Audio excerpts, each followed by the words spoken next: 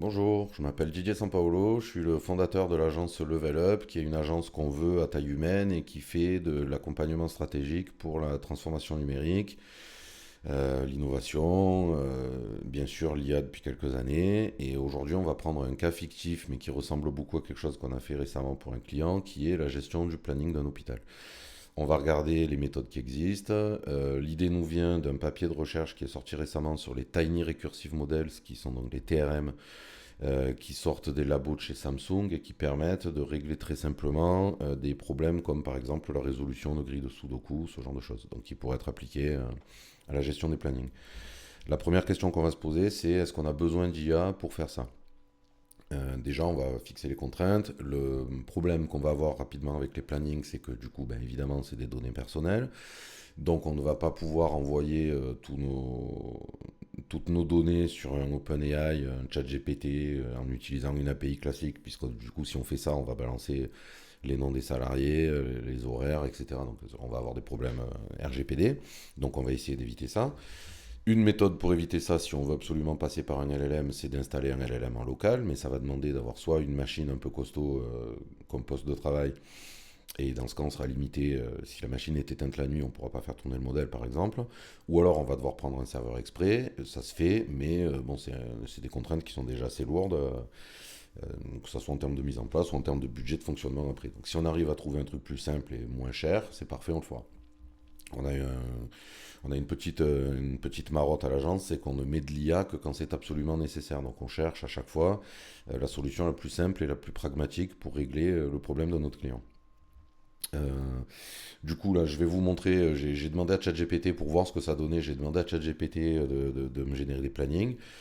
Bon, ça s'est pas super bien passé parce qu'un LLM n'a pas de mécanisme qui lui permet de revenir en arrière quand il sent qu'il a fait une bêtise. Un LLM commence à parler, en gros, génère des tokens.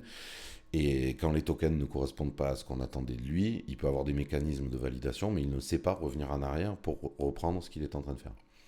Donc, regardez, voilà ce que ça donne. Donc, je lui ai expliqué que je voulais pas qu'il fasse tourner le code, etc., pour avoir un vrai type de résolution façon LLM.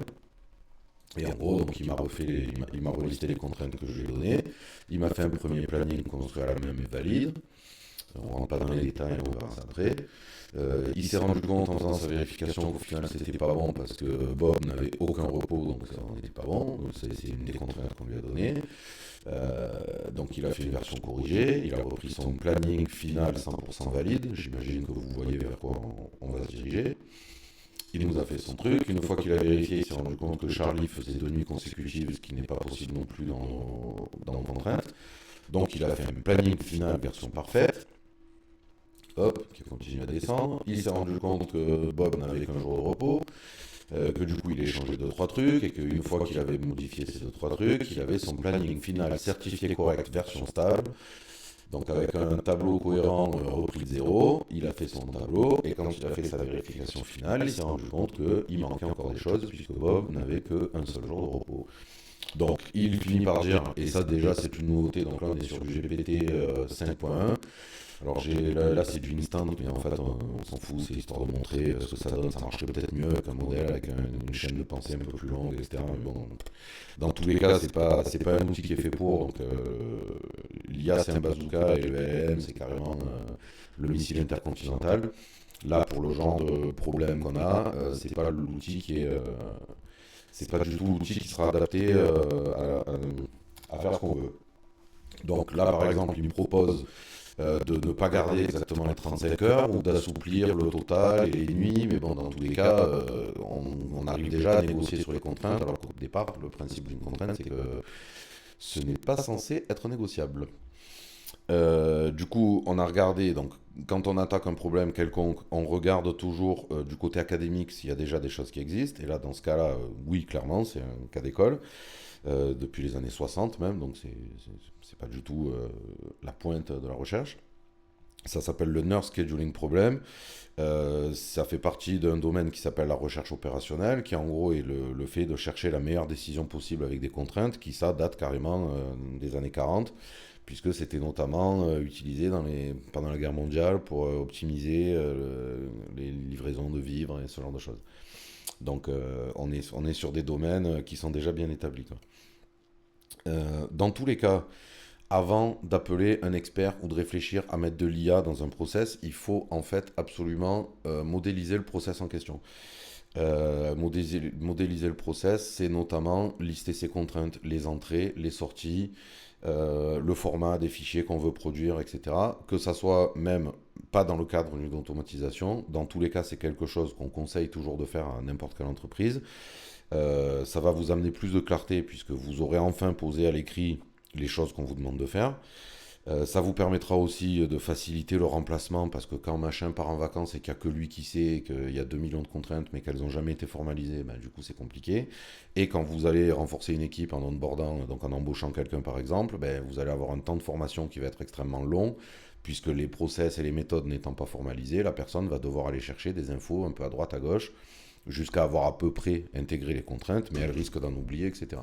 Donc, première chose qu'on fait, on formalise tout. De toute façon, quand moi je vais passer derrière pour automatiser, de toute manière, on va devoir le faire ensemble. Il faudra absolument que j'ai une liste de contraintes.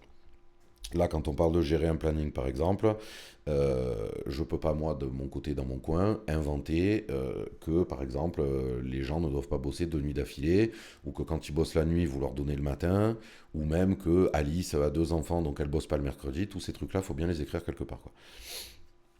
Donc, la méthode, donc en cherchant là-dedans, du coup, on a trouvé le nurse scheduling problem, on a cherché des librairies, après, du coup, on rentre dans l'implémentation, du coup, on a cherché le langage qu'on allait prendre pour faire ça. Donc on est parti sur du Python parce que pour tout ce qui est recherche opérationnelle et tout ce genre de choses, c'est le plus adapté en général.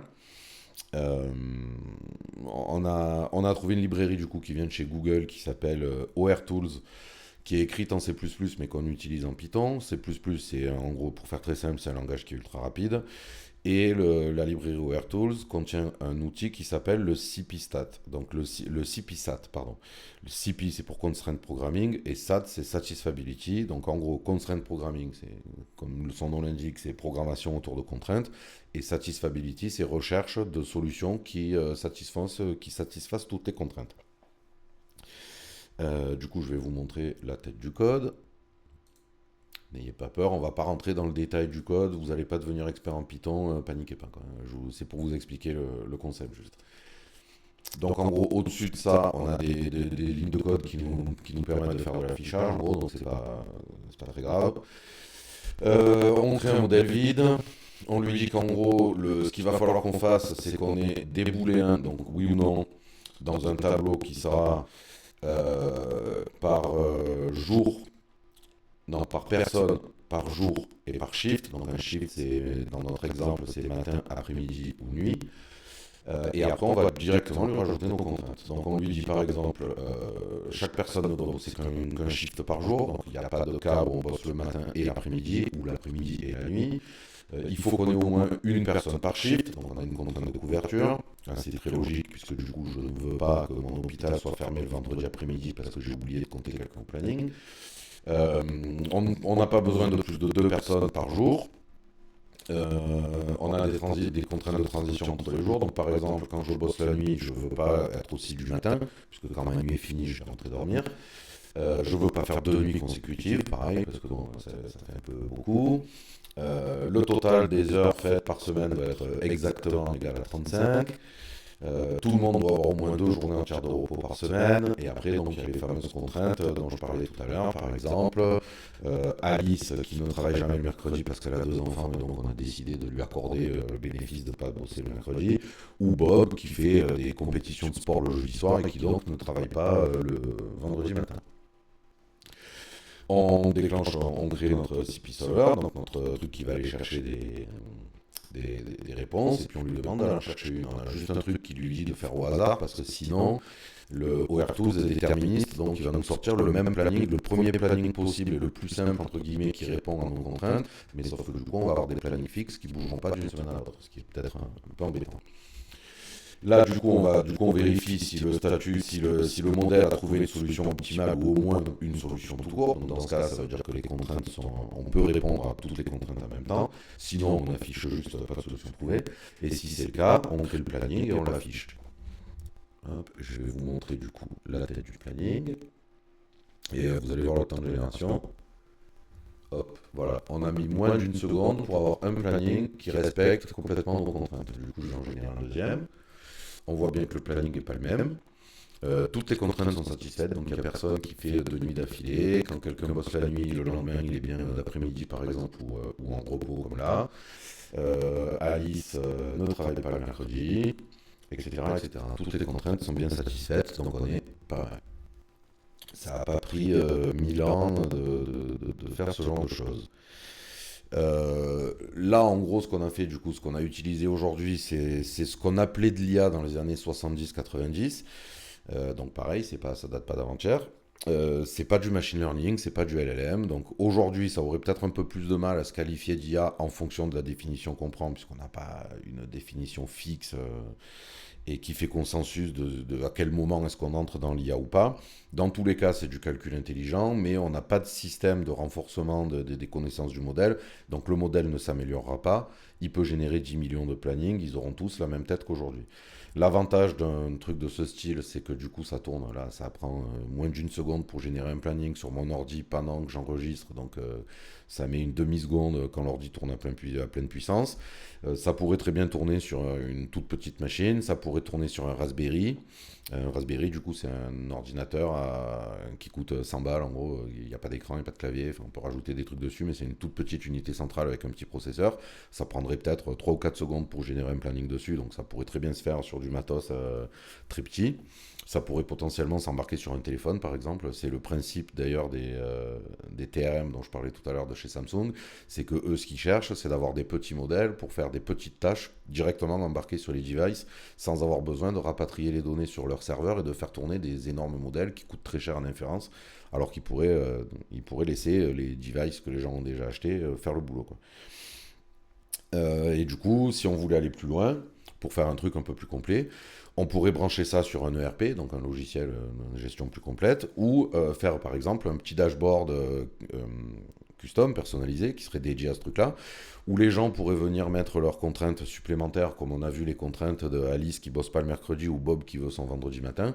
On pourrait très bien imaginer un système où chaque semaine, les gens viennent déposer leur caprice, entre guillemets, pour la semaine d'après. Et tant que le modèle arrive à trouver une solution, on peut leur dire tout de suite, ok, c'est bon, c'est validé, on en tiendra compte pour le planning de la semaine prochaine. Ce qui nous permettrait en quelques jours de boulot, donc on va peut-être compter, je sais pas, 4 5 jours de boulot, donc on est sur des chantiers qui vont coûter peut-être 5000 euros, tout compris, avec la formation des gens qui vont s'en servir derrière, etc., et la modélisation des contraintes et du process au départ. Donc on n'est pas sur des chantiers monstrueux. Et voilà, c'était la petite démo du jour. J'espère que ça vous a plu. N'hésitez pas à me dire ce que vous en pensez et à m'appeler si vous avez ce genre de problème qu'on pourrait vous aider à résoudre en automatisant. Nous, ce qui nous plaît le plus, c'est d'automatiser les tâches qui cassent la tête aux gens parce qu'on se rend compte que plus on enlève ce genre de choses et plus les gens sont contents d'aller bosser et d'aller bosser la boule au ventre, ça m'est déjà arrivé et c'est vraiment l'ADN de notre boîte, c'est vraiment d'empêcher cette situation-là et de faire tout notre possible pour fluidifier le boulot des gens et rendre les salariés plus engagés et plus contents d'aller travailler. Voilà, je vous laisse. À bientôt. Au revoir.